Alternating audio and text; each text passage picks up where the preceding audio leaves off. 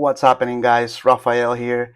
If you are contemplating opening a TCG collectible store, either in person or online, watch this first because there are some things that you may need to know.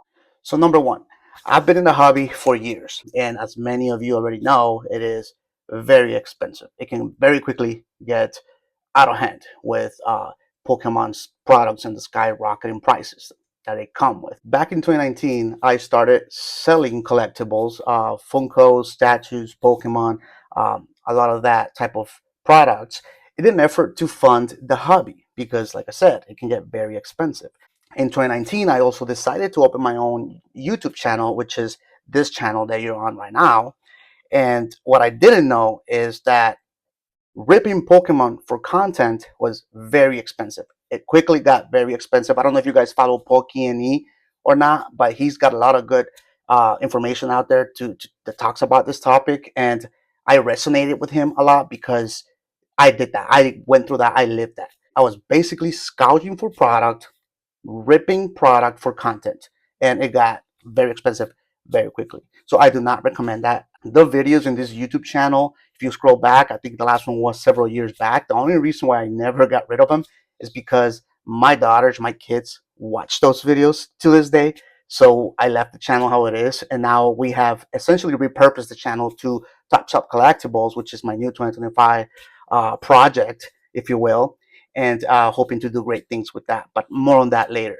So ripping for content was it got expensive very quickly. I did it for about a year and a half, and let me tell you, it was an uphill battle, if you will.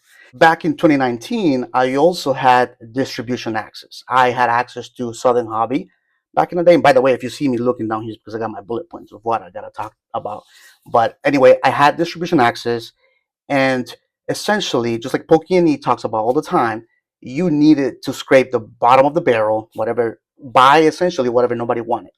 And at the time, I didn't have the capital one, and I didn't want to buy from distribution what nobody wanted. I wanted the good stuff. It was the reprint of Hidden Phase, it was Champion's Path, it was Evolution, cancel boxes, reprints, all of that stuff. I wanted that. They didn't want to give it to me. And now I look back, it makes sense. They have to run a business as well, so they need to distribute all of the product that Pokemon gives to them. So I lived through that, and mistakenly, or for lack of better words, stupidly, I did not push through. I decided to not buy the stuff that they were giving me, and I decided to essentially not do anything. My account got suspended and essentially closed down from Saudi Hobby. Fast forward to 2025, I now look back and I realized that if I would have just stuck with the account, by now I should have had a 4-year relationship with my salesman and my distribution, and should have a higher tier level at the distro level, and I should have been able to get at least something in terms of prismatic partners or journey together, the black and white set and the whatever else sets coming for 2025. But I cannot because I lost that access. And when I went back to my sales people or my contacts, they are shutting the doors. So in fact, they are not taking any more accounts for online because everybody wants to get in, and it makes sense, right? It's a cyclical situation, how the market moves, and you want to get in at the time where the doors are open. Right now, the doors are closed. You can get in, and it makes sense. So since 2019, I continued to sell products, but I was mostly focusing on eBay and Mercari because, again, that was what I was able to do to kind of make some profit and be able to fund the hobby, right? And last year alone, I did about maybe 12,000 or so in revenue between those two, which is not a lot. That's not profit; it's just sales for the whole year. And it was harder for me to do anything more than that because I do have a full-time W-2 job. So this is more like a part-time for me. But I wanted to put this video together, and hopefully somebody learns or catches something from the video, from my experience. So moving forward for 2025, I am launching a brand new website, topshopcollectibles.com. It's going live in about a week. So if you stay back to the end of this video, give us a follow, give us a like to this on this video. I will greatly appreciate that.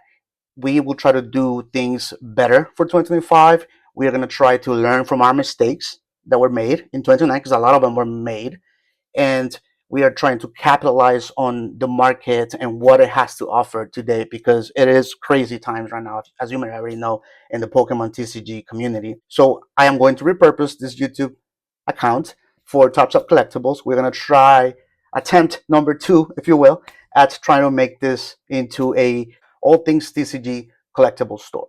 I will be announcing in Instagram, my Instagram at Topshop_collectibles. When the website goes live, I will have a lot of product that's going to go up in the website.